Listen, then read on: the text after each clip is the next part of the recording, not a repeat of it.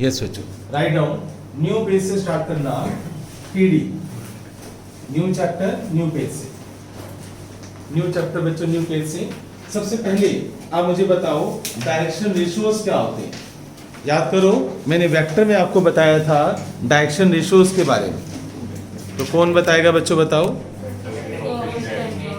हाँ, coefficients of आई जे के in any vector called डीआरस, right. जैसे फॉर एग्जांपल आपके पास बच्चों पी क्यू एक वेक्टर है, पी के कोऑर्डिनेट्स है बच्चों 1 2 3 और क्यू के कोऑर्डिनेट्स है 4 5 9। We have to find out P Q vector. तो पी क्यू वेक्टर के डायरेक्शन रेशियोज कैसे निकालेंगे, 4 - 1 इन 3i, 5 - 2 3j, 9 - 3 6k कैप। और इसमें जो डीआरस होते हैं वो होते हैं coefficients of ijk 336, coefficients of ijk in any vector called डीआरस, direction ratios बोलते हैं। किसी भी वेक्टर में जो ijk के कोएफिशिएंट्स हैं उनको हम डायरेक्शन रेशियोज बोलते हैं, याद रहेगा तुम्हें। अब डायरेक्शन कोसाइंस कैसे निकालना सिखाया था, याद करो। इसको पहले यूनिट वेक्टर में कन्वर्ट करो। यूनिट वेक्टर का फॉर्मूला क्या था बच्चों, पी क्यू कैप। किसी के भी सिर पर आप कैप लगा दोगे तो हमें यूनिट वेक्टर मिल जाएगा। आप किसी के भी सिर पर कैप लगाओगे तो आपको यूनिट वेक्टर मिल जाएगा। और कैसे, आप इसको इसकी लेंथ से डिवाइड कर दो। तो ये सब काम हम वेक्टर के अंदर कर चुके हैं। अंडर रूट में 3 स्क्वायर 9 36, इसको आप सेपरेट कर दोगे, या कितना हो गया बच्चों, ये अंडर रूट में 54, 3/54 i cap plus 3/√54 in j cap plus 6/√54 into k cap, right. तो बताओ इसमें डायरेक्शन कोसाइंस किसको बोलते हैं, जल्दी बताओ, बताओ ना बच्चों। बस एक दो बच्चे बोलने चाहते हैं। भाई तुम्हें पता है सब पढ़ाया जा चुका है, वेक्टर खत्म हो चुका है हमारा। डायरेक्शन कोसाइंस क्या होते हैं, coefficients of ijk in unit vector, coefficients of ijk in unit vector 3/√54 and 6/√54, coefficients of ijk in unit vector called direction cosines, right. तो इसको किससे रिप्रेजेंट करते हैं हम, lmn से। फॉर्मूला क्या होता है बच्चों, l² + m² + n² = 1। और क्या बताया था मैंने, cos² alpha plus cos² beta plus cos² gamma = 1। याद करो ये अल्फा बीटा गामा क्या थे, 3 एक्सिस ली थी हमने, right. x axis, y axis, z axis. ये हमारे पास OP वेक्टर हो गया।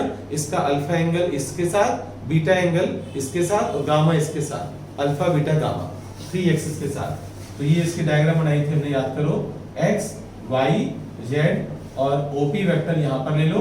तो this angle alpha, this angle beta and gamma, ये है direction cosines, cos alpha cos beta cos gamma. Clear. अब ये था हमारा वेक्टर का काम सारा जो तुमने पहले पढ़ा हुआ है। तुम कहोगे सर आपने दोबारा क्यों बताया, इन सब की हमें फर्स्ट एक्सरसाइज की जरूरत है।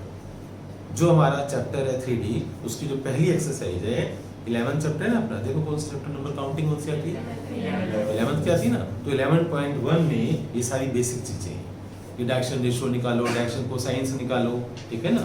इक्वली इंक्लाइंड का मतलब क्या होगा, इक्वली इंक्लाइंड का मतलब होगा तीनों एंगल इक्वल है, अल्फा बीटा गामा तीनों एंगल क्या है, इक्वल है। तो cos alpha plus cos alpha plus cos alpha = 1, वहां से cos अल्फा की वैल्यू आ जाएगी, ठीक है ना। अगर बात करें हम एक्यूट एंगल की तो हम नेगेटिव साइन ही लोगे। जैसे मान लो कि cos अल्फा की वैल्यू प्लस माइनस 1/√3 आ रही है और मैंने क्वेश्चन में लिखा हुआ है find acute angle where alpha beta gamma are acute angle. Acute angle कौन से होते हैं, फर्स्ट क्वाड्रेंट में, और फर्स्ट लेस देन 90 डिग्री, और फर्स्ट क्वाड्रेंट के अंदर क्या होता है आंसर, पॉजिटिव। तो अगर मान लो यहाँ 3 cos अल्फा = 1 है, राइट। तो cos अल्फा क्या हो जाएगा 1/3, cos अल्फा क्या हो जाएगा प्लस माइनस 1/√3। तो माइनस साइन हटा दो। क्यों हटाओगे माइनस साइन, फर्स्ट क्वाड्रेंट में सभी क्या होते हैं, पॉजिटिव होते हैं। ये सारी कहानी आपकी फर्स्ट एक्सरसाइज में है। अब आप एनसीईआरटी खोलो और देखो। अब सुनो बच्चों, इधर एक्सरसाइज जो हमारी 11.1 है उसमें सभी क्वेश्चंस बच्चों आसान है। मान लो मैं आपको ये बोलता हूं कि डायरेक्शन रेशियोज ABC है।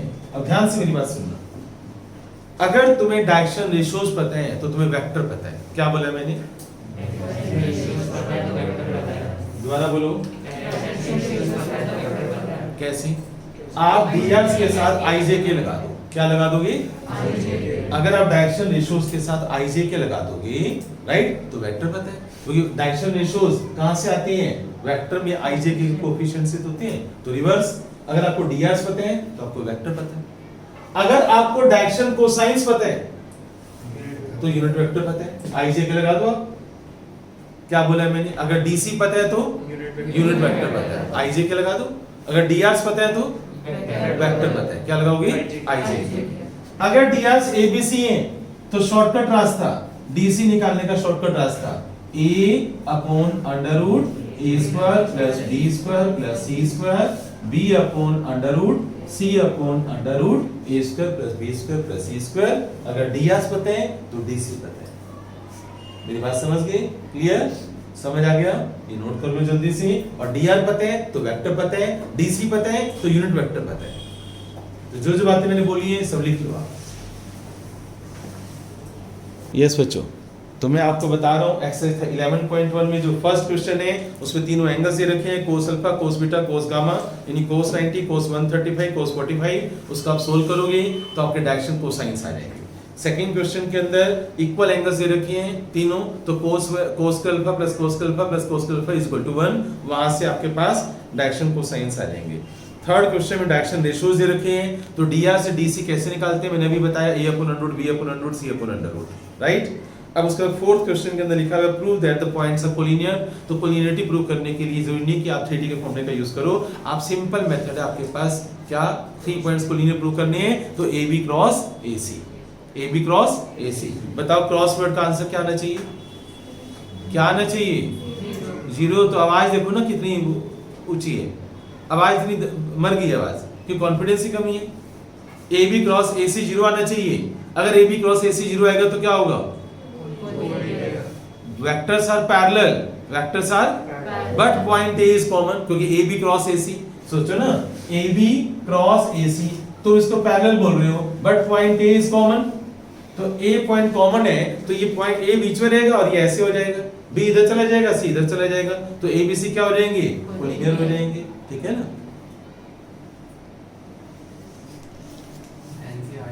फिफ्थ क्वेश्चन में देखो क्या लिखा हुआ है 11.1 के फिफ्थ क्वेश्चन में, find the direction cosines of the sides of the triangle whose vertices are given to you.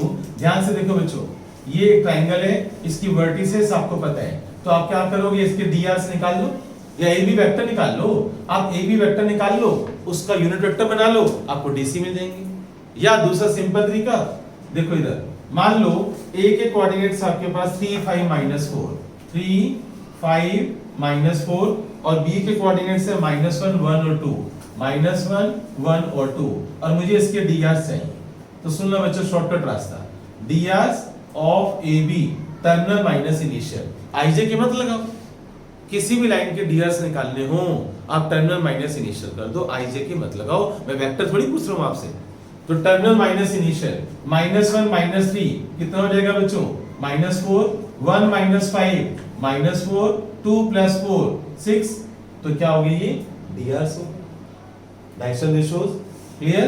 अच्छा, डायरेक्शन कोसाइंस कैसे निकालोगे आप इसको इसकी लेंथ से डिवाइड कर दो, -4 upon under root 4 square 16, 4 square 16, 6 square 36। ऐसे बच्चों -4 अपॉन अंडर रूट कितना हो गया ये? 68, और 6 अपॉन में अंडर रूट 68, तो इसको बोलते हैं डायरेक्शन कोसाइंस। तो 3D में आप बिना आईजे के कर सकते हो आप, ओके, राइट। तो वेक्टर के डीआर कैसे निकाले? टर्मिनल माइनस इनिशियल, और इसको इसकी लेंथ से यानी कि under root A square plus B square plus C square से डिवाइड कर दिया, तो डीसी आ गई। अगर मैं ये बोलूं कि एंगल अल्फा एक्यूट है, बस इतना ही बोला मैंने, एंगल अल्फा, तो बताओ आंसर ये सही है या गलत है? क्यों गलत है? क्योंकि फर्स्ट जो है हमारा ये वाला आंसर पॉजिटिव आना चाहिए, ये पॉजिटिव आना चाहिए, cos alpha should be positive. अगर क्वेश्चन में लिखा हुआ है angles are acute angles, right, या अल्फा एंगल, मैं खाली अल्फा एंगल बोल देता हूं कि alpha angle should be acute, alpha is acute angle, या angle with X axis is acute, मैं ऐसा कुछ बोल देता हूँ, राइट। तो किसी क्वेश्चन में कंडीशन लगा दो, मैं इस क्वेश्चन की बात नहीं कर रहा हूँ, मैं इस फिफ्थ क्वेश्चन की बात नहीं कर रहा हूँ, मैं जनरल बात कर रहा हूँ कि अगर मैं किसी क्वेश्चन में कंडीशन लगा देता हूँ कि एंगल अल्फा एक्यूट है, तो ये माइनस है मैं कैसे हटा दूं? क्या मैं अपने आप हटा दूं? मैं इसको रद्द कर दूं? क्या करना चाहिए मुझे? कौन बताएगा तुम्हारे में से?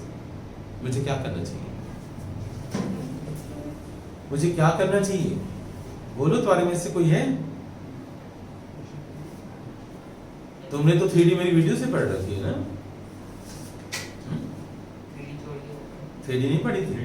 कोई बच्चा कह तो रहा था, अच्छा उन्होंने दूसरा रो नहीं था। हाँ बच्चों, आया नहीं। हाँ बच्चों, कैसे इस माइनस को प्लस कैसे करोगे, जल्दी बताओ। कोई है तुम्हारे में से? ये क्वेश्चन है तेरे सामने। अगर एंगल अल्फा एक्यूट है, आप यहां माइनस साइन हटा नहीं सकते, अभी यहां पर आप यहां हटा सकते हो, आप रेशियोज में कटिंग कर सकते हो, रेशियोज में कटिंग अलाउड होती है, डायरेक्शन रेशियोज। तो मैं यहां पर क्या कर सकता हूं, माइनस माइनस उड़ा सकता हूं, 4 माइनस से मल्टीप्लाई कर दो, 4 4 माइनस 6। और भी कटिंग हो रही है, बताओ, और 2 2 माइनस 3, 2 2 माइनस 3, समझ आया? अब आप आंसर क्या लिखोगे? अब ये वाला आंसर मत लिखो, ये वाला आंसर मत लिखो। अब आप क्या लिखोगे? 2 upon under root 2 square 4 2 square 4 3 square 9 2 upon में 17 और माइनस 3 अपॉन में 17। तो देखो आपको क्या मिलेगा? एंगल अल्फा एक्यूट मिलेगा ना, पॉजिटिव आंसर आएगा ना। बाकी की चिंता मत करो, उन्होंने बोला था क्वेश्चन में, मैंने बोला था angle with X axis is acute, यानी अल्फा एंगल एक्यूट है, बाकी उससे मुझे कोई मतलब नहीं है। समझ गए? इसको एक्यूट बनाने के, इसको पॉजिटिव बनाने के लिए मैंने माइनस साइन से पहले मल्टीप्लाई किया, और रेशियोज है, रेशियोज में आप कटिंग कर सकते हो। क्या बोला मैंने? रेशियोज में लिखो, रजिस्टर के टॉप पर जो बात मैंने बोली है, रजिस्टर के टॉप पर लिखो, रेशियोज में हम कटिंग कर सकते हैं। 11.1 ओवर। अच्छा बच्चों, अब आप देखो स्ट्रेट लाइन। नेक्स्ट जो टॉपिक है हमारा वो स्ट्रेट लाइन है। अब स्ट्रेट लाइन के अंदर क्या कंसेप्ट आएगा बच्चों, वो आप देखो। अब तुम कुछ बच्चे सोच रहे होंगे कि हमने 11th क्लास में पढ़ा था स्ट्रेट लाइन, क्या ये वही स्ट्रेट लाइन है? नहीं, ये 3D में 3 डायमेंशनल पिक्चर है, ठीक है, राइट। तो कैसे, आप बोर्ड पर देखना आप सभी बच्चे। सबसे पहले देखो, X axis, Y axis, Z axis, right. यहां पर मैं एक लाइन ले रहा हूं बच्चों, एनी लाइन, कोई भी एक लाइन ले ली मैंने, A B vector, A B vector मैंने ले लिया, लेफ्ट कर लो कि बी वेक्टर है, A B vector, B vector, मैंने इसको बी वेक्टर बोल दिया। अब एक और लाइन लो जो इसके पैरेलल है, सीडी लाइन, सीडी लाइन बच्चों, एक और लाइन ले लो जो इसके पैरेलल है, सीडी लाइन। ओ और सी को ज्वाइन कर लो, क्लियर, और O और D को भी ज्वाइन कर लो। अब ये बताओ, अगर OC वेक्टर मैं ये कहूं कि A वेक्टर है मेरे पास, OC वेक्टर क्या है? A वेक्टर, यानी C पॉइंट के पोजीशन वेक्टर्स आपको, यानी कोऑर्डिनेट्स आपको पता हो C पॉइंट के, और O के तो ओरिजिन होते हैं, राइट। तो अगर टर्मिनल माइनस इनिशियल करूंगा और साथ में IJ के लगा दूंगा तो मुझे A वेक्टर पता चल जाएगा। तो क्वेश्चन में तुम्हें या तो ये C पॉइंट के कोऑर्डिनेट्स पता होंगे या ये A वेक्टर तुम्हें पता होगा। अब जो D है ना बच्चों, इसके कोऑर्डिनेट्स ले लो XYZ, क्या बोला मैंने? XYZ, और इस OD वेक्टर को ले लो R वेक्टर, OD वेक्टर को क्या ले लो आप? R vector. अब याद करो, मैंने लॉ ऑफ ट्रायंगल बताया था। लॉ ऑफ ट्रायंगल क्या होता है? किसी भी ट्रायंगल में अगर दो साइड सेम ऑर्डर में हैं, then the resultant is represented by the third side taken in opposite order। ये हम वेक्टर में पढ़ चुके हैं लॉ ऑफ ट्रायंगल के अंदर, कि अगर दो किसी भी ट्रायंगल में दो साइड सेम ऑर्डर में है, तो देखो ध्यान से देखो बच्चों, अब बताओ कौन सी दो साइड्स इस ट्रायंगल में सेम ऑर्डर में है? देखो, in triangle OCD, OC vector plus CD vector same order में है ना बच्चों। देखो OC plus CD same order की डेफिनेशन क्या थी? एक का हेड, दूसरे का वो क्या है, टर्मिनल, नहीं सॉरी इनिशियल, टेल। एक का हेड दूसरे का टेल है, एक का जो टर्मिनल पॉइंट है वो दूसरे का क्या है, इनिशियल। तो फर्स्ट वेक्टर का हेड, दूसरे वेक्टर क्या है वो टेल। फर्स्ट वेक्टर का टर्मिनल, दूसरे वेक्टर क्या है वो इनिशियल। तो ये दोनों OC और CD के सेम ऑर्डर में है। Then third side will be the resultant and taken in opposite order। opposite order का मतलब है जहां दोनों के हेड टकरा रहे हैं, जहां दोनों के टर्मिनल टकरा रहे हैं। अब ध्यान से देना बच्चों, OC vector plus CD vector is equal to OD vector. अब OC वेक्टर क्या है बच्चों, A वेक्टर। CD वेक्टर मुझे पता नहीं है, OD वेक्टर को मैंने R वेक्टर बोल दिया। अब बताओ यहां से CD वेक्टर की वैल्यू क्या आएगी, R vector minus A vector. अब CD वेक्टर इसके पैरेलल है, ये दोनों पैरेलल है बच्चों। CD vector parallel to AB vector, ये बात याद रखना, CD parallel to AB, CD parallel to AB बस पैरेलल है।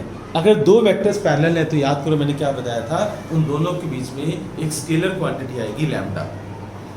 अगर दो वेक्टर्स पैरेलल हैं तो उन दोनों के बीच में एक स्केलर क्वांटिटी आएगी लैम्डा। तो CD vector parallel to AB vector, तो R vector minus A vector is equal to lambda times AB vector को देखो मैंने B वेक्टर बोला, क्या बोला भाई मैंने, B वेक्टर। यहां से आप माइनस A वेक्टर को उधर ले जाओ तो R vector is equal to A vector plus lambda times B vector. This is a vector equation, R vector is equal to A vector plus lambda times B vector. This is a vector equation of a straight line. This is the vector equation of a straight line. Vector equation of straight line. ये straight line की vector equation। अब तुम कहोगे sir numerical कैसा होगा, कैसे question आएंगे? जब न्यूमेरिकल्स में क्वेश्चन में आपको A वेक्टर पता होगा, यस आपको A वेक्टर पता होगा, आपको B वेक्टर पता होगा, उठा के पुटी तो करना। अच्छा एक बात और, पैरेलल वेक्टर्स के dr सेम होते हैं, क्या बोला मैंने, जो dr CD के हैं वही dr AB के, और जो AB के हैं वही CD के। याद रखना मेरी बात, पैरेलल वेक्टर्स में drs क्या होते हैं, रजिस्टर के टॉप पर लिखो, parallel vectors having same, parallel lines having same drs, parallel lines having same drs, write down parallel lines having same drs, parallel lines having same drs। लिख लिया? अब सभी की नजर बोर्ड पर, जो करवाने जा रहा हूं वो मोस्ट इंपोर्टेंट चीज बताने जा रहा हूं मैं आपको, बोर्ड पर लिखना बच्चों आप सभी। यस रेडी बच्चों, बोर्ड पर लिखना बच्चों आप। C पॉइंट के जो कोऑर्डिनेट्स हैं मैं x1 y1 z1 ले रहा हूं, और इस B वेक्टर इसके डायरेक्शन रेशियोज, इसके डायरेक्शन रेशियोज में ABC ले रहा हूं। अगर मुझे किसी लाइन के drs पता है तो मुझे वेक्टर पता है। बताओ B वेक्टर क्या होगा, AI plus BJ plus CK। अगर मुझे किसी के drs पता है तो मुझे वेक्टर पता है। अच्छा अगर इसके drs ABC है तो CD के drs क्या होंगे, ABC होंगे। मैंने भी बोला है सेम होंगे भाई, पैरेलल लाइंस हैं तो drs सेम ही तो होंगे, राइट। तो अब ये बताओ B वेक्टर की वैल्यू कौन बताएगा, B वेक्टर की वैल्यू आ गई AI plus BJ plus CK। Agree बच्चों? अच्छा ये बताओ CD वेक्टर, एक काम करते हैं, R वेक्टर हमारा, R वेक्टर क्या होगा, terminal minus initial, xi plus yj plus zk, भाई इसमें से आप 0 माइनस करोगे ना, तो R वेक्टर की वैल्यू मैं पुट कर रहा हूं यहां पर xi के प्लस yj के प्लस zk के, और A वेक्टर बताओ क्या होगा, x1 माइनस 0 इंटू y के plus y1 minus 0 into j के plus z1 minus 0 into k के। तो A वेक्टर क्या होगा बच्चों, x1 i के प्लस y1 j के प्लस z1 k के, ये मेरा A वेक्टर होगा, plus lambda times B vector. बताओ B वेक्टर क्या होगा, AI plus BJ plus CK, तो B वेक्टर को आप लिखोगे AI plus BJ plus CK। यहाँ तक कोई डाउट है तो बताओ। मैंने R वेक्टर की वैल्यू उठाई है, मैंने A वेक्टर की वैल्यू उठाई है, मैंने B वेक्टर की वैल्यू उठाई है। ये एक्चुअल में मैं तुम्हें एक फॉर्मूले की तरफ लेके जा रहा हूँ। चोर मेथड है हमारे पास क्वेश्चन सोल्व करने की, परेशान मत हो। तुम सोचोगे सही तरह कुछ करना पड़ेगा, नहीं। और मैं नहीं पढ़ाऊंगा तो तुम्हें फिर रटवाना पड़ेगा मुझे। ये मैं एक्चुअल समझा रहा हूँ कि फॉर्मूला आएगा कैसे। खत्म कर लो कोर्स, मेरे पास चोर मेथड बहुत है। यहाँ तक पहुंच गए। अब आप इसको इधर लेके आओ लेफ्ट में। xi माइनस x1i, ये बन जाएगा x minus x1 into I, y minus y1 into J, z minus z1 into K. x minus x1 into I के plus y minus y1 into J के plus z minus z1 into K is equal to lambda times ai plus में bj plus में ck। अब बच्चों comparing करो, i cap का coefficient यहाँ पर क्या है x माइनस x1, वहां पर i कैप का कोएफिशिएंट क्या है a लैम्डा। आप a को नीचे ले जाओ तो x minus x1 by a is equal to lambda. बोलो सिमिलरली y j कैप का कोएफिशिएंट और उधर उसका j कैप का कोएफिशिएंट कंपेयर करो तो आपको क्या मिलेगा y minus y1 by b is equal to lambda. Similarly z minus z1 by c is equal to lambda. मिलेगा ना आपको। अगर मैं तीनों को ध्यान से देखो तो आपके पास एक कार्टेशियन इक्वेशन देखो, लैम्डा लैम्डा लैम्डा। अगर ये लैम्डा के इक्वल है, ये लैम्डा के इक्वल है, ये लैम्डा के इक्वल है, तो तीनों आपस में इक्वल हुए ना बच्चों। तो तुम्हारे पास एक इक्वेशन आ गई x minus x1 by a is equal to y minus y1 by b is equal to z minus z1 by c is equal to lambda. ये तुम्हारे पास, इसको बोलते हैं कार्टेशियन इक्वेशन ऑफ लाइन। क्या बोलते हैं इसको? Cartesian equation of straight line. Cartesian equation of straight line क्या बोलते हैं इसको? Cartesian equation of straight line. ये तो हुआ टॉपिक। तुम्हें इसमें जरूरत किसकी पड़ेगी? पूरे चैप्टर में तुम्हें जरूरत पड़ेगी एक वेक्टर इक्वेशन की और एक कार्टेशियन इक्वेशन की, जिसका चोर मेथड से मैं आंसर निकालना, मैं चोर मेथड से सिखा दूंगा। पर एक बार मुझे तुम्हें सब बताना जरूरी था कि ये है क्या चीज। समझ गए? क्वेश्चन बड़े आसान है, क्वेश्चन में ये सब नहीं करना, पर आपको एक बार नॉलेज होनी चाहिए कि कहां से आया। Okay right? तो ये सब कुछ नोट होना चाहिए। तुम्हारे रजिस्टर के ऊपर 2 मिनट का टाइम है, जल्दी करो। यस, अब सब बच्चे बोल करो, ध्यान से देखना बच्चों। तुम्हारे एग्जाम में क्वेश्चन क्या आएगा? Find vector equation, vector and Cartesian equation, Cartesian equation, vector and Cartesian equation of a line, of a line passes through 1 2 4 -3 1 -7. Find the vector and Cartesian equation of line passing through these 2 points. ये question तुम्हारे exam में है। आज तुम लोग sir पहले question कुछ और था, डायग्राम कुछ और थी, अब खाली तरह से क्वेश्चन है तो कैसे डायग्राम बनेगी? कुछ जरूरत नहीं है तुम्हें, मैं तुम्हें हिंट देता हूँ कैसे। काम वही करेंगे हम सारा। देखो ये क्वेश्चन तुम्हारे एग्जाम में आया, तुम्हें क्या करना है बच्चों? ध्यान से सुनना। मैंने आज ही बताया है 2 पैरेलल लाइंस के डीआर्स क्या होते हैं? सेम होते हैं। बताओ इसके डीआर्स कौन बताएगा मुझे? AB लाइन के डीआर्स कौन बताएगा? Direction ratio of AB line, जल्दी बताओ। -3 -1 -4 1 -2 -1 -7 -4 -11, ये AB के डीआर्स हैं। क्या है ये AB के? अगर ये AB के डीआर्स हैं तो जो इसके पैरेलल लाइन होगी, जो B वेक्टर मैंने बोला था, तो बताओ उसके डीआर्स क्या होंगे? यही तो होंगे भाई, इन दोनों के डीआर सेम होंगे ना। तो बताओ B वेक्टर तुम्हें मिल गया -4i -j -11k, ये डीआर्स है, डायरेक्शन रेशियोज हैं। अगर तुम चाहो तो माइनस से उड़ा भी सकते हो, 4 1 11, तुम चाहो तो -n की कटिंग कर सकते हो। रेशियोज है, मैं कुछ भी कॉमन ले सकता हूं, मैं किसी भी नंबर से डिवाइड कर सकता हूं, मैं किसी भी नंबर से मल्टीप्लाई कर सकता हूं। These are direction ratios. अब अगर तुम्हें इसके डीआर्स पता है तो इसके भी पता है, तो इसके डीआर्स पता है तो तुम्हें B वेक्टर पता है।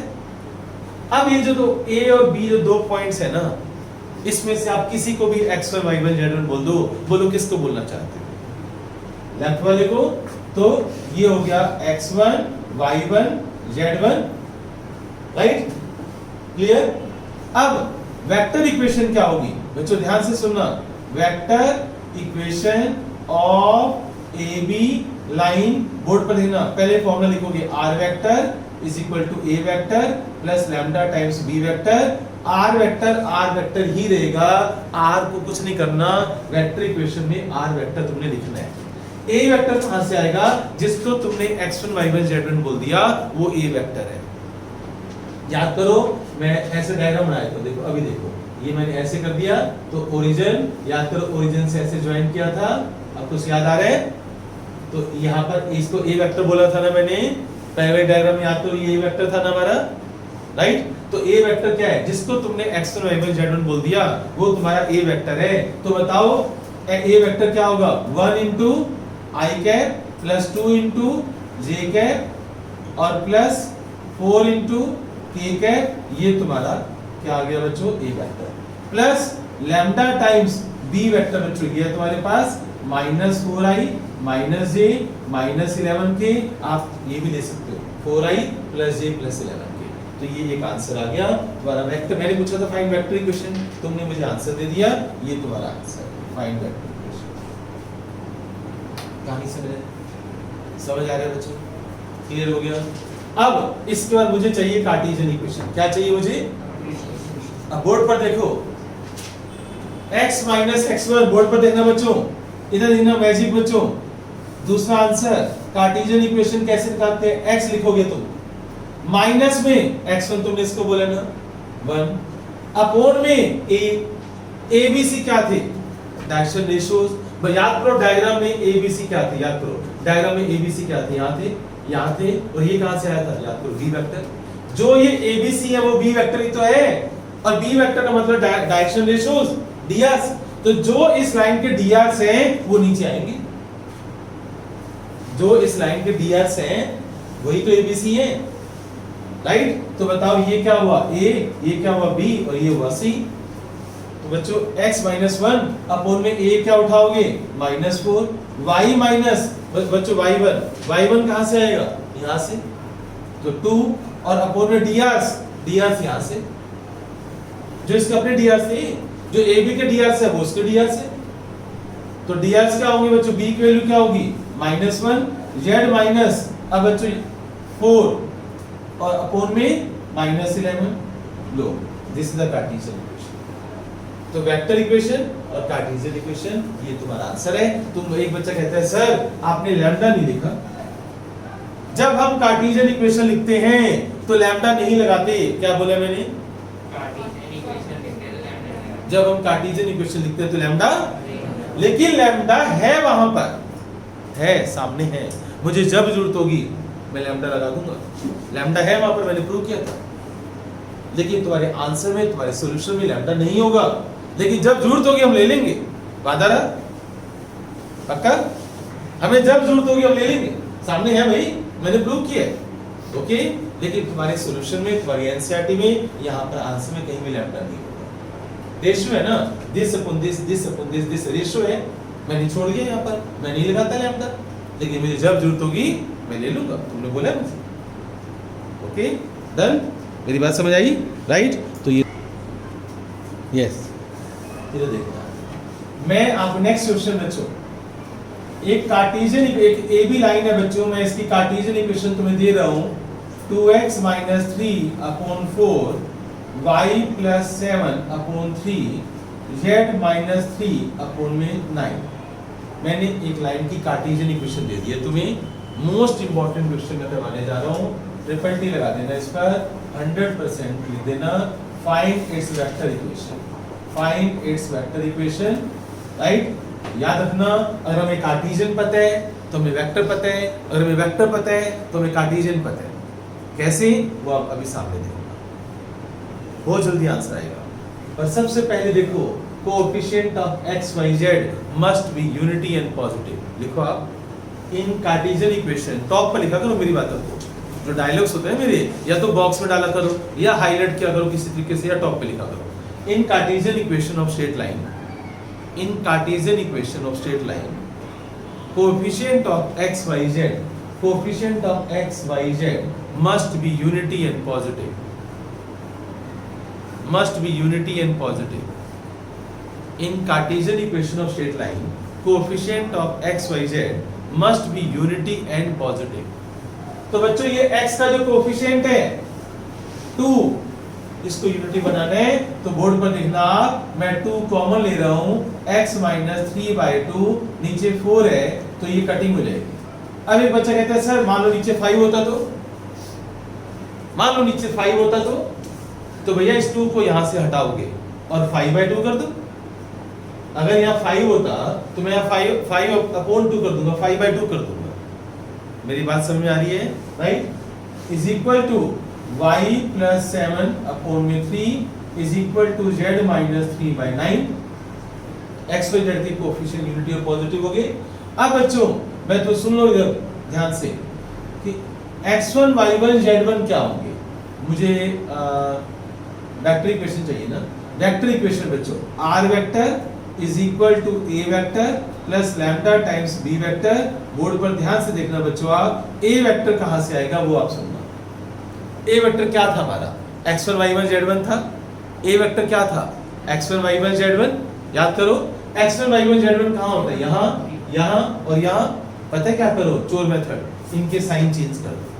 देखो माइनस 3/2 है ना, प्लस 3/2 लिखो, लिख दिया. प्लस 7 है ना तो माइनस 7 लिखो, माइनस 3 है ना तो प्लस 3 लिखो. याद रहेगा तुम्हें मेरी बात. x माइनस, देखो ये होता है x माइनस x1, ये होता है y माइनस y1, ये होता है z माइनस z1. तो कंपेयर करो तो x1 की वैल्यू 3/2, y1 की वैल्यू माइनस 7, z1 की वैल्यू 3. या चोर मेथड, जो यहाँ पर साइन है उनको पलट दो. यहाँ माइनस है तो प्लस, यहाँ प्लस है तो माइनस, यहाँ माइनस है तो प्लस. बन गया आपका a वेक्टर. ऊपर से a वेक्टर आएगा, ऊपर से a वेक्टर आएगा और नीचे से b वेक्टर आएगा. नीचे वाले क्या होते हैं, drs. नीचे वाले क्या होते हैं, drs. तो ऊपर से क्या आएगा, a वेक्टर, नीचे से क्या आएगा, b वेक्टर. ये सारी बातें लिख लेना. प्लस यहाँ पर क्या लिखूंगा, 2i, यहाँ से 2 उठाओ, 2i, यहाँ से 3 उठाओ, 3j और यहाँ से 9 उठाओ, प्लस का 9k. तो देखो आप कैसे हम कार्टेशियन इक्वेशन से वेक्टर इक्वेशन में आए. अब मैं आपको वेक्टर से कार्टेशियन में जाना सिखाऊंगा, ठीक है?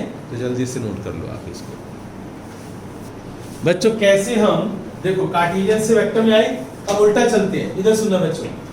उल्टा यहां से वेक्टर से कार्टेशियन में कैसे जाते हैं वो मैं लिखना सिखाता हूं. x माइनस यहां से देखो आप, यहां ये होते हैं x1 y1 z1. ये क्या होते हैं, x1 y1 z1 राइट. यहां से x1 y1 z1 मिलेगा तो x1 क्या होगा बच्चों, 3/2 राइट. मेरी बात समझ गए. इसके साइन चेंज कर दो, उल्टा फिर साइन चेंज कर दो. यहां माइनस 7 है तो क्या लगा दो, क्या प्लस 7 और z, और यहां पर प्लस 3 है ना बच्चों, तो क्या हो जाएगा -3. मेरी बात समझ गए. तो x माइनस x1 हो गया. अपॉन में ये क्या होते हैं, abc. ये क्या होते हैं, abc राइट. तो फॉर्मूला क्या होता है, x माइनस x1 अपॉन में a होता है ना, abc यहां से आएंगे. a क्या हो गया 2, b क्या हो गया 3 और c क्या हो गया 9. तो आप कार्टेशियन से वेक्टर में आए हो और वेक्टर से कार्टेशियन में कैसे आते हैं, ये वाली फॉर्मेट आएगी, ये वाली नहीं आएगी. यहां से ये वाली फॉर्मेट मिलेगी. अब एक्चुअल में ये वाला आंसर चाहिए तो तुम्हें एलसीएम लेना पड़ेगा. बस इतना ही तो काम है. मेरी बात समझ गए ना. तो कार्टेशियन से वेक्टर में कैसे आए पता चल गया, वेक्टर से कार्टेशियन में कैसे आए पता चल गया. यहां से यहां. वो डाउट, स्टेप्स क्लियर है? जल्दी से नोट करो. कुछ और बताना मुझे, अगर लिखना है तो लिख लो. तो जो जो मैं बातें बताई हैं वो याद रखना. क्या इन कार्टेशियन इक्वेशन नीचे वाले क्या होते हैं, drs.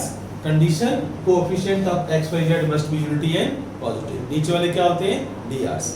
कंडीशन क्या है, कंडीशन क्या है, x y z के कोएफिशिएंट क्या होंगे, यूनिटी एंड पॉजिटिव. समझ आया, क्लियर?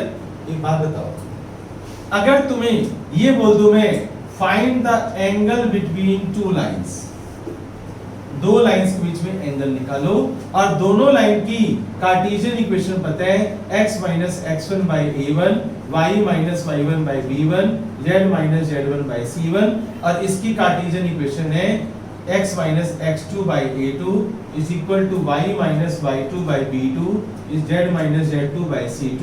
ये टॉपिक है angle between two lines. Angle between two lines, अगर दो लाइंस के बीच में तुम्हें एंगल निकालना है तो पता है क्या पता होना चाहिए तुम्हें दोनों के डीआर्स पता होने चाहिए। क्या पता होने चाहिए? बताओ इसके डीआर्स क्या है और इसके डीआर्स क्या है। तो अगर तुम्हें डीआर्स पता है तो तुम्हें cos थीटा का एक फॉर्मूला बता रहा हूं, a1 a2 plus b1 b2 plus c1 c2 upon में under root a1 square plus b1 square plus c1 square और अंडर रूट में a2 square plus b2 square plus c2 square. ध्यान से देखो a1 a2 plus b1 b2 plus c1 c2 और नीचे under root में a1 square plus b1 square plus c1 square under root में a2 square plus b2 square plus c2 square. यहां से angle आ जाएगा। अगर बच्चों सामने 0 डिग्री आ गया तो 0 आ गया तो अगर सामने 0 आ गया सोल्व करने पर तो cos थीटा 0 तो थीटा 90 डिग्री होता है भाई। अगर cos थीटा 0 आ जाए तो थीटा क्या होता है 90 डिग्री। तो हर क्वेश्चन एग्जाम में आ जाए prove that these two lines are mutually perpendicular, two lines are perpendicular to each other। तो बताओ तुम्हें क्या करना है। cos थीटा इक्वल टू 0, चोर मेथड बताओ। cos 90 क्या होगा 0, क्रॉस मल्टीप्लाई करो तो बताओ क्या रिजल्ट आया a1 a2 plus b1 b2 plus c1 c2 is equal to 0। This is the चोर मेथड। अगर लिखो आप if two lines are perpendicular, if two lines are perpendicular then a1 a2 plus b1 b2 c1 c2 must be 0। this is the चोर method. a1 a2 plus b1 b2 plus c1 c2 must be 0। इसका answer 0 आना चाहिए। अगर इसका answer 0 आ गया तो two lines perpendicular है। देखो ना cos 90 क्या होता है 0, cos 90 0 होता है, मैंने क्रॉस मल्टीप्लाई कर दिया तो क्या आएगा a1 a2 plus b1 b2 plus c1 c2 is equal to 0 नहीं आएगा। बात समझ आ रही है। और अगर टू लाइंस पैरेलल पूछ ले तो prove that the two lines are parallel. हाँ तो क्या पैरेलल, तो cos या थीटा 0 यानी cos थीटा सामने क्या आएगा 1, सामने क्या आना चाहिए 1, तो थीटा क्या होगा 0। या सामने -1 भी तो आ सकता है। -1 आ गया तो थीटा कितना होता है ये तो अलग, ये तो 12th क्लास खत्म होने वाली है। बताओ cos थीटा -1 तो थीटा क्या होता है 180 डिग्री। थीटा पाई होता है तो 180 मतलब ऐसे होगी ना, टू लाइंस ऐसे होगी ना बच्चों। अगर 0 डिग्री एंगल आता है cos theta is equal to 1 आता है तो थीटा 0 डिग्री, -1 आता है तो थीटा इज इक्वल टू पाई, तब भी वो दोनों क्या हो जाएंगे बच्चों पैरेलल या कोलिनियर, ऐसे ही बोल सकते हैं हम। लेकिन तुम्हें पैरेललिटी की कंडीशन बताता हूं स्ट्रेट लाइन के अंदर। If two lines are parallel then a1 by a2 is equal to b1 by b2 is equal to c1 by c2। याद रखना ये रेशियोज इक्वल होनी चाहिए। यहां से आप a1 उठाओ, यहां से a2 उठाओ, a1 by a2 is equal to b1 by b2 is equal to c1 by c2। अगर तुमने ये प्रूव कर दिया तो टू लाइंस से पैरेलल, ये प्रूव कर दिया तो टू लाइंस से परपेंडिकुलर। तो रजिस्टर के टॉप पर लिखना है आपने कि परपेंडिकुलर की कंडीशन और ये चोर मेथड है पैरेलल कंडीशन, ये शॉर्टकट रास्ते हैं।